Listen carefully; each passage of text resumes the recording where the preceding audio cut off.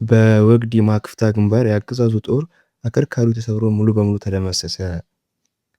የምኒልክ እዝ የሕክምና ቡድን ተማረኩ። ከፍተኛ ወታደራዊ አዛዦች እና የውጊያ መሐንዲሶች አስቸኳይ የሰብአዊ ሕክምና እያደረገ መሆኑ ተገልጿል። በወሎ ቤተ አማራ ቀጠና በወግዲ ማክፍታ ግንባር ለመንቀሳቀስ በሞከረው የአገዛዙ የብልጽግና ሰራዊት ላይ በምኒልክ እዝ 105ኛ ኮር የ45ኛ መብረቅ ክፍለ ጦር አርበኞች በወሰዱት ረቂቅ የስቦ መምታት እርምጃ የጠላት 5ኛ ሬጅመንት ሙሉ በሙሉ የተደመሰሰች ሲሆን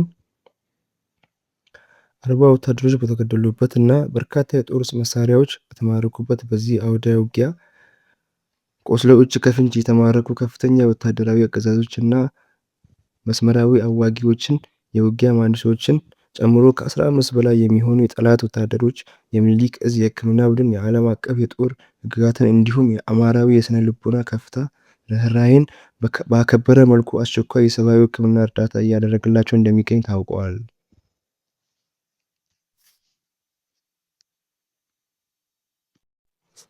ከትናንት በስቲያ ሐምሌ 9 2018 ዓ.ም ጀምሮ በጠላት 11ኛ እዝ 203ኛ ኮር ከ81ኛ እና ከ87ኛ ክፍለ ጦሮች የተውጣጣ ሰራዊት በድሮን እና በሌሎች የሜካናይዝድ መሳሪያዎች ሽፋን ታግዞ ወደ ውጊያ ማክፍታ አካባቢ ከፍተኛ ወረራ ለመፈጸም ተንቀሳቅሶ ነበር። ይሁን እንጂ ቀድሞውኑ ቁልፍ ወታደራዊ ቦታዎችን በመቆጣጠር አድፍጠው የነበሩ የ45ኛ ክፍለ ጦር አርበኞች የጠላትን ጦር ሆን ብሎ ስበው ወጥመድ ውስጥ ካስገቡ በኋላ መውጫ መግቢያ በሮችን ክርችም አድርጎ በመዝጋት መብረቃዊ የጥይት ዶፍ አውርደውበታል።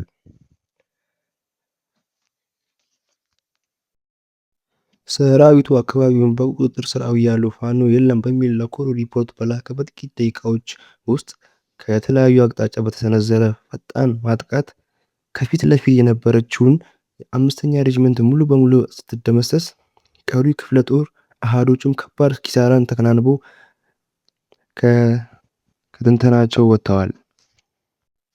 በአውደ ውጊያው ከተገደለው በተጨማሪ 41 ወታደሮች የቆሰሉ ሲሆን 14 ቁጥር ክላሽንኮቭ መሳሪያ እና አንድ ታጣፊ ክላሽ፣ አንድ የሬዲዮ መገናኛ ራዲዮ፣ 20 የእጅ ቦምብ እና 10 የስናይፐር ካዝና፣ 2 የዲሽቃ ሼንሼል ከ800 ተተኳሽ ጋር 2000 የብሬን ተተኳሽ እና 3000 የክላሽ ተተኳሽ በአርበኞቹ ቁጥጥር ስር ውለዋል። በጦር ሜዳ የብረት ክንዱን ያሳየው የአገዛዙ ሰራዊት አከርካሪ የሰበረው የጀግናው ፋኖ በአውደ ውጊያው ማሸነፍ ብቻ ሳይሆን ማርኮ በቁጥጥር ስር ላደረገው ጠላት የሞራልና የሰብአዊ ልዕልና በማሳየት የጀግንነት ልኩን አስመስክሯል።